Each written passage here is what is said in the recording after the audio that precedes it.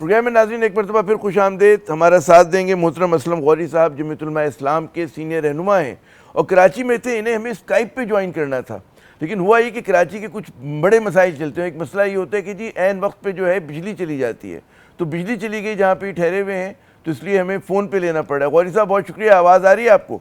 जी आ रही, बहुत मेहरबानी। अच्छा गौरी साहब ये बताइएगा, मैं बात तो खैर करना चाह रहा था कि जी मौलाना फजल रहमान साहब की मुलाकातें हुई हैं, बिलावल साहब से भी हुई है, फैसल वाडा साहब से भी हुई, लेकिन उससे पहले मुझे ये बताइएगा कि आज जो है वो कहते हैं ना कि कायदे हिज़्ब इख्तिलाफ को गिरफ़्तार कर लिया गया, उमर अयूब साहब को। PTI के और लोग भी गिरफ़्तार हुए हैं।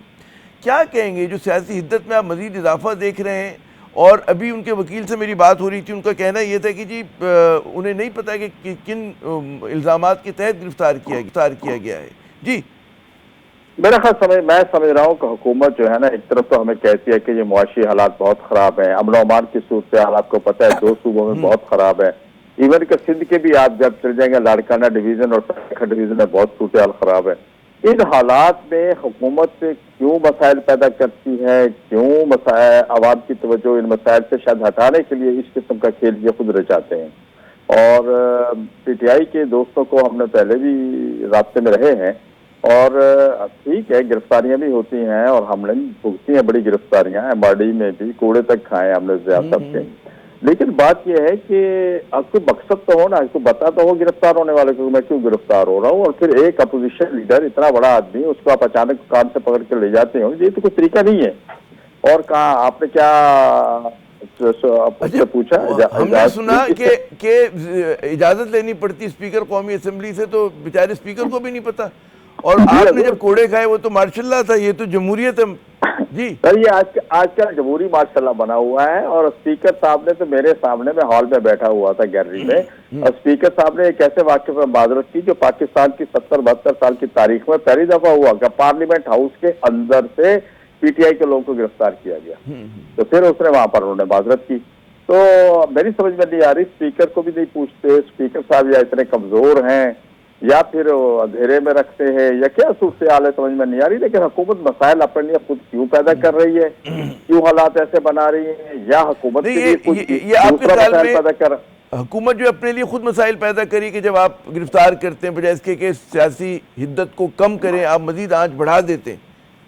जी हाँ, बिल्कुल हुकूमत अपने लिए मसाइल पैदा, मैं यही कह रहा हूँ ना, हुकूमत खुद अपने लिए मसाइल पैदा कर रही है। अच्छा एक तो खैर शहबाज हुकूमत से गिले शिकवे अपनी जगह, लेकिन हम देख रहे हैं कि मौलाना फजल रहमान साहब के घर पे फिर माशाल्लाह हो गई है। बिलावल भुट्टो जरदारी साहब आए अपने वफ्द के साथ, फैसल वाडा साहब आए, अब सुना हुकूमत के लोग राब्ते में उनके। क्या एजेंडा रहा गुफ्तगू का? हजूर ये हमारी जो PDM की हुकूमत थी, PDM की हुकूमत में हाँ। ये एक चीज आपको बताऊं, एक चीज पूरी दुनिया को बताई जाती है, पाकिस्तान में बार बार कहा जा रहा है और बड़े लोग कहते हैं, एक दफा तो ISPR ने भी कहा है कि जी मदारस अपने रजिस्ट्रेशन नहीं कर रहे, मदारस को हमने कौमी धारे में लाना है, मदारस ये कर रहे हैं, मदारस वो कर रहे हैं। आपको याद होगा यहाँ मदारस रजिस्ट्रेशन कराना चाहते हैं, आप रजिस्ट्रेशन करना नहीं चाहते, या उल्टा हो गया। यानी कि 16 माह की हुकूमत में हमने ये सारा बिल तैयार किया था उस हुकूमत में, और जब आप पार्लियामेंट के अंदर ले गए, इसकी पहली खानदगी शुरू हुई, दूसरी खानदगी हो रही थी तो रोक दिया गया और कहा गया कि फाटक और दूसरे बड़े मसाइल हैं, और जिसकी वजह से अगर आप आज हम इसको कर देंगे तो उसके बाद मुल्क की मुआशी हालत बहुत ख़राब है, मुल्क इस वक्त इंतहाई कसम पुरसी की हालत में है, हम डिफॉल्ट की तरफ जा रहे हैं तो मामला बिगड़ जाएंगे, इसको रहने दें। हम नहीं खुले दिल का मुजाहरा किया, हमने कहा चलो ठीक है रहने देते हैं। अब जब 26वीं आईनी तरमीम का टाइम आया तो 26वीं आईनी तरमीम के साथ जब और से कुछ राय थी तो हमने इसको नहीं कर दिया। हमने इसको बल्कि दो एक नहीं है, एक तो यही था कि रजिस्ट्रेशन एक्ट जो है सोसाइटी का, इसमें ये तरमीम जो हमने तय की थी और ये पहले से तयशुदा थी, कोई नई बात नहीं थी। और ये हमने बाकायदा बिलावल हाउस कराची में बिलावल साहब के साथ जो 5 घंटे की मीटिंग थी उसमें इसको ओके कराया। खता कलामी करूं, मुझे तहफ़्फ़ुज़ात क्या है हुकूमत के, क्योंकि ये जो आपने फरमाया ये तो जब नैप आया था पहला नेशनल एक्शन प्लान, उसमें था कि मदारिस में इस्लाहात होंगी और उनको रजिस्टर किया जाएगा। सबसे बड़ी शिकायत बिल्कुल दुरुस्त आपने कहा यही थी कि जी मदारिस रजिस्टर नहीं होते। तो क्या तहफ़्फ़ुज़ात है हुकूमत के? वो चाहते हैं कि रजिस्ट्रेशन का तरीक़ेकार आपने सहल रखा है, उसको पेचीदा बनाना चाह रहे हैं, कोई मज़ीद मालूमात दरकार है हुकूमत को, क्या मतलब है, कहाँ पे गोट फंसी हुई है? हमें तो यही कहा जाता है जी, कोई इंटरनेशनल दबाव हमारे ऊपर है जी, फाटप का दबाव है और फला दबाव है, और ये पहले भी यही कहा गया है। आप भी को सामने खुल के बात नहीं बता रहे, इसी तरह की बातें वो कर रहे हैं। और मैं समझता हूँ कि ये इस तरह करके तो ये लोगों को इश्तियाल दिला रहे हैं और मिस कमिटमेंट कर रहे हैं। सबसे बड़ी बात है कि आप एक मिस कमिटमेंट कर रहे हैं। आपने हमसे एक बात तय की है और वो बात तय करने के बाद आपने देखे, फिर सबसे देखें आप कौमी असेंबली भी पास कर रही है उसको सुबह और सेनेट भी पास कर रहे हैं। इसका मतलब क्या हमारे पार्लियामेंट से भी कोई सुप्रीम है? नहीं, मुझे पार्लियामेंट के दस्तखत तो जरदारी साहब ने करने, तो आप क्या जिम्मेदार समझते हैं कि जरदारी साहब जिम्मेदार हैं, शहबाज साहब जिम्मेदार हैं, ये दोनों बड़ी पार्टी मिलकर जिम्मेदार हैं? किसको आप ज्यादा कसूरवार समझते हैं? देखिए, हम तो यही टारगेट करेंगे कि जरदारी साहब ने चूंकि दस्तखत करने हैं, उनके पास पड़ा है, इन्होंने वोट तो दिया है, हमें पीपल्स पार्टी ने वोट तो दिया इस बिल को, और इस बिल को वोट जनाब नून लीग ने भी दिया, बल्कि इत्तेहादियों ने, एमपीएम और सबने दिया है वोट, इसको बाप ने भी दिया, सब पार्टियों ने दिया इसको। और पीटीआई के दोस्तों ने वोट नहीं किया, लेकिन उनको भी हमने एतमाद में लिया था, वो भी इससे मुतमईन थे। कल या परसों में कहीं देख रहा था कि उमर अयूब कह रहे थे कि हम उस पर मुतमईन है, ये होना चाहिए पास।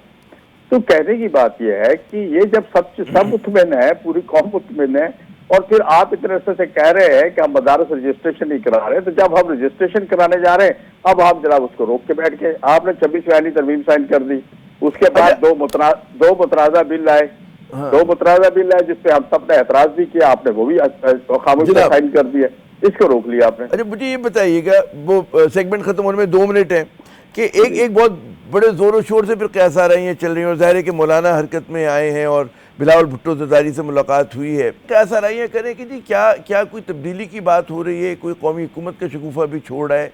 ज़ाहिर है सारी कैसा रहियाँ हैं, लेकिन बात तो हो रही है इस पर, और संजीदा लोगों की जानिब से हो रही है। क्या आपके पास इसकी इत्तलात हैं, और क्या मौलाना आप क्या इस पे स्टैंड होगा जी? इसके बाद फिर उस तरफ ले जाऊंगा कि इस तरह की बातें करके असल मसाइल से तवज्जो हटाई जाती है, और मैं समझता हूँ ये शोशे छोड़े जाते हैं मीडिया पे, और ये शोशे चलते रहते हैं, और फिर कुछ अर्से बाद या खुद ब खुद इनमें से शोशों में से हवा निकल जाती है। क्या कौमी हुकूमत के लिए नून लीग तैयार होगी? क्या कौमी हुकूमत के लिए पीपल्स पार्टी तैयार होगी? ये तो हो सकता है कि पीपल्स पार्टी कहे हमें वजीर आजम दे दो, नून कहे हमारा रहेगा, लेकिन ये कैसे कि कौमी हुकूमत के लिए हुकूमत चल रही है और वो बकौल मुस्लिम लीग नून के कि हमने मुआशी सूरत को काफी बेहतर कर लिया है, तो यहाँ कौमी हुकूमत क्या करने आएगी? जब उन्होंने कर लिया है उससे सही तरफ लेके जा रहे हैं, खुद मेरा ख्याल तो हम क्यास आराइयों को क्यास आराइयाँ ही समझें। बहुत बहुत शुक्रिया गौरी साहब, आपने अपना कीमती वक्त दिया। नाज़रीन, जो JUI का गिला शिकवा है कि जी दोनों बड़ी पार्टीज़ ने हमसे वादा किया लेकिन उस वादे को पूरा नहीं किया, और हमेशा इल्ज़ाम लगता था कि जी मदारिस जो हैं रजिस्ट्रेशन कराने के लिए तैयार नहीं है, वो कतार बांधे खड़े कि जी रजिस्ट्रेशन कर लें, लेकिन जो है हुकूमत वक्त जो है उनको फैसिलिटेट नहीं करी। यहाँ पे वक्फा लेते हैं, वक्फे के बाद जब दोबारा हाजिर होंगे हमारे साथ पाकिस्तान पीपल्स पार्टी के सीनियर रहनुमा मोहतरम कमरुज़्ज़मा कायरा साहब होंगे, उनसे पूछेंगे ये जो ताज़ा तरीन सियासी डेवलपमेंट्स हैं उस पर पीपल्स पार्टी की क्या राय है।